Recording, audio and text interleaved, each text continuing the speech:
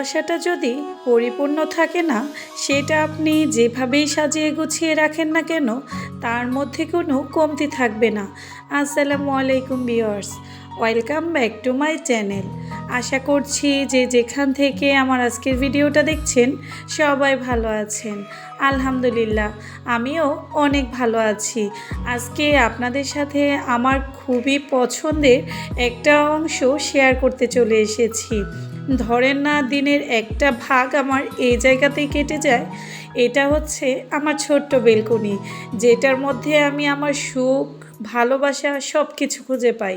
যখন কখনো মন খারাপ হয়, তখন যখন এই বারান্দার দিকে তাকাই, তখন আসলে আমার মনটা ভালো হয়ে যায়। শত ব্যস্ততা, শত কাজের মধ্যেও এই গাছগুলোর যত্ন নিতে কিন্তু আমি ভুলে যাই না।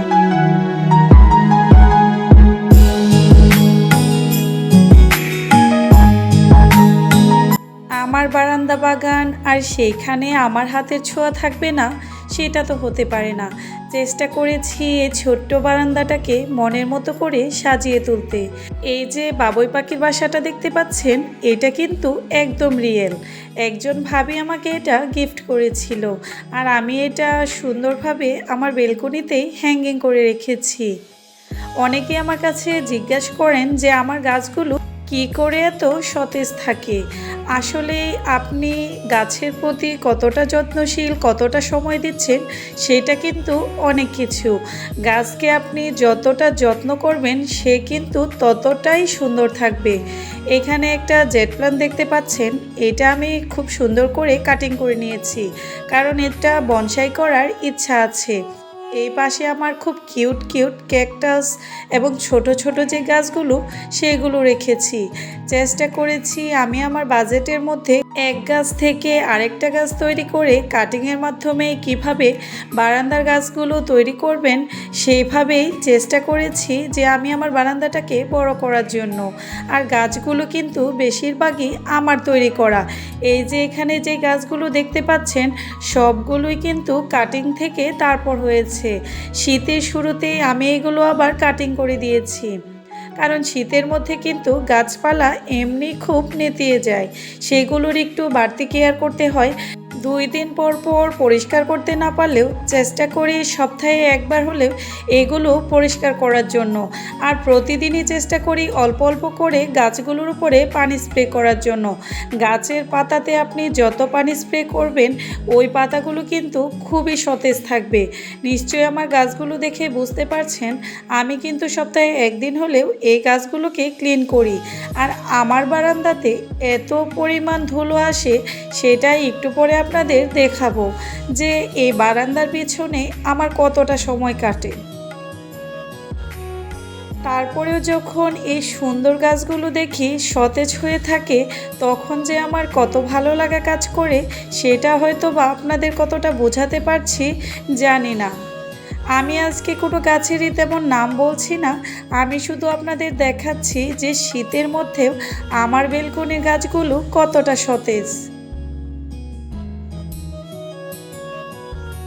আমার এখানের বেশিরভাগ গাছগুলোই কিন্তু আমি নিজে তৈরি করেছি। এক গাছ থেকে কাটিং করে এগুলো আমি লাগিয়ে লাগিয়ে তারপরে তৈরি করেছি।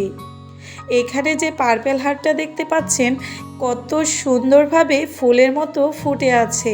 আমি শীতের মধ্যে এগুলো কাটিং করে দিয়েছি সবগুলো, যাতে করে আমার গাছগুলো ভালো থাকে আর যথেষ্ট পরিমাণ পুষ্টি পায়। আমি কিন্তু এক্সট্রা কোনো সার ইউজ করি না। চাল ধোয়া পানি, ডাল ধোয়া পানি, তারপর সবজির খোসা, এগুলোই কিন্তু আমি গাছের সার হিসেবে ব্যবহার করি। চা পাতার গুঁড়ো, ডিমের খোসা গুঁড়ো, যা আমার গাছের যথেষ্ট পরিমাণ পুষ্টি যোগায়। আর এই যে আমার খুবই পছন্দের অপরাজিতা গাছটা আমি কাটিং করে দিয়েছি, কত সুন্দর নতুন পাতা গজাচ্ছে, দেখতে এত ভালো লাগে কি বলবো। শীতের মধ্যে পুদিনা পাতা কি আর চলে, কারণ পুদিনা পাতার চা না হলে শীতটা মনে হয় কাটেই না। আর যারা চা পছন্দ করেন, তাদের কাছে তো কোনো কথাই নেই। এইখানে আমার খুব পছন্দের একটা পটে আমি আরও কিছু জেট প্ল্যান্ট কাটিং করে লাগিয়েছি। যেহেতু প্রচুর পরিমাণে জেট প্ল্যান্ট বড় হয়ে যাচ্ছিল, তাই ছোট ছোট করে কাটিং করে এগুলো লাগিয়ে দিয়েছি। বাসায় যেহেতু বাচ্চা আছে তাই আমি একটা তুলসী গাছও রেখেছি কিন্তু। এইখানে আমি আরও কিছু জেট প্ল্যান্ট ছোট ছোট করে লাগিয়ে দিয়েছি, কারণ এগুলো যে কোনোভাবে আপনি লাগান না কেন সেখানেই কিন্তু সুন্দরভাবে গজিয়ে যায়। আর দেখতেই পাচ্ছেন নতুন নতুন পাতা গজাচ্ছিল। এই যে স্নেক প্ল্যান্টের পাতাগুলো যে এত সুন্দর আর ছোট ছোট বাচ্চা বের হচ্ছে, যেটা নিশ্চয়ই ভিডিও দেখে আপনারা বুঝতেই পারছেন। আমি কিন্তু খুব যে একটা টেক কেয়ার করতে পারি ওই রকম না, শুধু পাতাগুলো পরিষ্কার করে রাখবেন আর মাঝে মাঝে পানি স্প্রে করবেন। আমি অবশ্যই স্নেক প্ল্যান্ট নিয়ে একটা ভিডিও করব। এখানে দেখতেই পাচ্ছেন আমার ক্যাকটাস কালেকশান। এটা হচ্ছে যে রাউন্ড ক্যাকটাসটা আছে ওইটা। আমার ক্যাকটাস কিন্তু খুবই ভালো লাগে। ছোট ছোট পটে এই ক্যাকটাসগুলো কত সুন্দরভাবে গ্রোথ করছে। এইগুলো একদম ছোট ছোট বাচ্চা ছিল। একটা থেকে যে কত কত ক্যাকটাস হয়েছে সেটা নিশ্চয়ই ভিডিও দেখে আপনারা বুঝতে পারছেন। এই পাশটা তো শেয়ার করা হয়ে গিয়েছে। আমার বারান্দার অপর পাশটা দেখতে কেমন সেটা একটু দেখিয়ে দিচ্ছি। দরজার সামনে যে ডোরম্যাটটা দেখতে পাচ্ছেন এটাও কিন্তু আমার হাতে তৈরি করা পেজওয়ার্ক ডোরম্যাট, যেগুলো আমি টুকরা কাপড় সেলাই করে তারপর তৈরি করেছি। কালারফুল হওয়ায় দেখতে কিন্তু খুবই ভালো লাগে। সব সময় চেষ্টা করবেন যে কয়েকটা গাছই থাকুক না কেন ওইগুলোকে খুব সুন্দরভাবে পরিষ্কার করে রাখার জন্য, যাতে ধুলাবালু বেশি না জমে। এই যে পত্রলিকাগুলো দেখতে পাচ্ছেন, শীতে কিন্তু পত্রলিকার খুবই খারাপ অবস্থা থাকে। তারপরেও নতুন নতুন কিছু পাতা গজাচ্ছে, আমি একটু মাথাগুলো কেটে দিয়েছিলাম। এটা হচ্ছে অপোজিট সাইড, যেখানে আমি খুব সুন্দর করে স্টিকের মধ্যে কিছু নতুন নতুন মানি প্লান্ট লাগিয়েছি। এই মানি প্লান্টটা কিন্তু খুবই সুন্দর, নাম হচ্ছে এনজয় পতুস। পাতাগুলো একটু কুকড়ানো থাকে, ছোট ছোট, কিন্তু দেখতে কিন্তু খুবই ভালো লাগে। এই যে ক্যারেটটা দেখতে পাচ্ছেন এইটার ভিতরে আমার গাছের সব কিছু আছে, বালি থেকে শুরু করে মাটি থেকে শুরু করে যা আমি এইখানে সংগ্রহ করি। আর উপরের এই গাছগুলো আমি নতুন লাগিয়েছি। এই যে এখানে আমি কিছু গোলাপের কাটিং লাগিয়েছি আর কত সুন্দর নতুন নতুন চারা গজাচ্ছে দেখতেই পাচ্ছেন। রেন লিলিগুলো আগেরই ছিল, মাথাগুলো কেটে দিয়েছি, নতুন নতুন আরও চারা গজিয়েছে। এই যে দেখতেই পাচ্ছেন আমার স্নেক প্ল্যান্ট কত সুন্দর। এগুলো কিন্তু আমি অনেক দিনই আগে এই পাতাগুলো ছিঁড়ে ছিঁড়ে দিয়েছিলাম। এত পরিমাণে পাতা হয়েছিল যে কোনো গাছই দেখা যাচ্ছিল না। আর এখন দেখেন কত সুন্দর বাচ্চা বের হচ্ছে।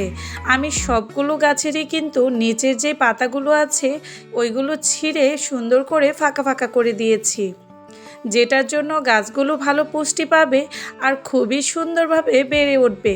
এইখানে আমার খুব কিউট একটা পানির বোতলের যে প্ল্যান্টার আছে ওইখানেও কিছু স্নেক প্ল্যান্ট আছে।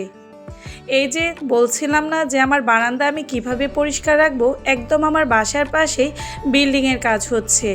এত পরিমাণ ধুলো আসে যা পরিষ্কার করতে আমার রীতিমতো হিমশিম খেতে হয়। এই এক টুকরো ওয়ালটাকে আমি আমার হাতের জাদুতে সাজিয়ে তুলেছি, যা একদমই খুবই অল্প খরচে আমি এটা ডেকোরেশন করেছি। এই নারিকেলের জারটা অনেক আগে থেকেই আমার বাসাতে ছিল, যেটার মধ্যে আমি পানি দিয়ে খুব সুন্দরভাবে কিছু স্নেক প্ল্যান্ট রেখে দিয়েছি। আর এই বোর্ডটা আমি পেন্টিং করেছিলাম, আপনারা নিশ্চয়ই আমার ভিডিওতে দেখেছেন।